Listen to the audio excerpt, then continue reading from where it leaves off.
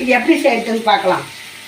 கடுகு, ஜீரகம், உளுத்தம்பருப்பு, கடலைப்பருப்பு எல்லாம் போட்டு நல்லா செவுக்க பொரிட்டோன்னு வெங்காயம், பெரிய வெங்காயம் பொடி மாசுக்கு, உருளைக்கிழங்கு பொடி மாசுக்கு இதுக்கு கொஞ்சம் வெங்காயம் போட்டு எல்லாம் நல்லா ப்ரௌனாக கண்ணாடி பதமாக வதங்கட்டோன்னுட்டு போட்டு இதெல்லாம் நல்லா வதங்கிடுச்சு. உருளைக்கிழங்கு அரிஞ்சு கழுவி வச்சுருக்கேன்.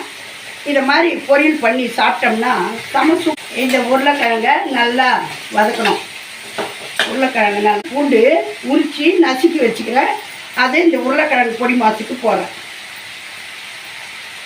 கோசு போனால் கொஞ்சோண்டு போட்டுக்கலாம். போடுறது உரலில் நசுக்கி போடுறது. உருளைக்கிழங்கு வதங்கிறது அப்படியே கொஞ்சம் நேரம் சிம்மில் வச்சு வேகட்டும். அப்படியே நம்ம கொஞ்சம் நேரம் இது மாதிரி வதங்கிச்சுனாவே எண்ணெயில் வெந்ததுன்னா செம்ம டேஸ்ட்டாக இருக்கும். கோஸையும் ஒரு கலர் இருந்துடும். இந்த கோஸ் பொரியலுக்கு சால்ட்டு இப்படி இதுக்கு தேவையான தண்ணி வச்சுக்குவோம். டீ கொஞ்சம் கூட்டி வச்சுக்கலாம். இவ்வளோ நேரம் சிம்மில் வச்சுருந்தோம்.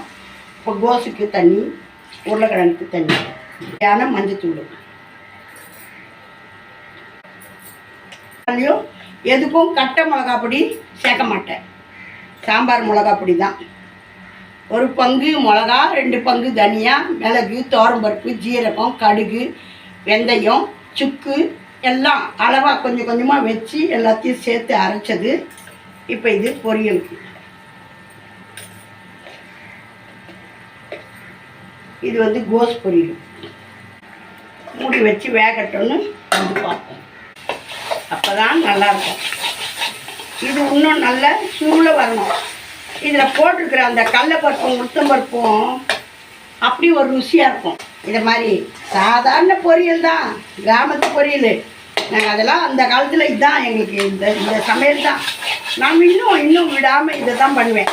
பாருங்க, கொத்தமல்லி, கருவேப்பிலை, அங்கே காஞ்ச சருவு உதவும். அந்த மாதிரி காஞ்சிச்சின்னு கருவேப்பிலை தூக்கி போட்டுறாதீங்க.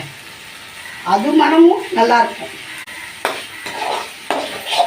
அவ்வளோதான். நல்லா சுண்டு எண்ணெய் பிரிஞ்சிட்டு இப்போ நம்ம சாத்தில் போட்டு சாப்பிட்டோம்னா அப்படி ஒரு சுவையாக இருக்கும்.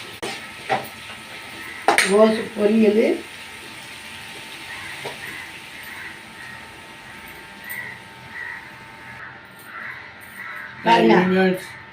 உருளைக்கிழங்கு பொரியல், கோசு பொரியல் சாத்தில் போட்டு நம்ம சாப்பிட போகிறோம்.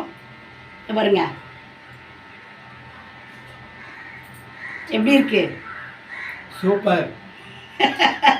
பார்த்தீங்களா?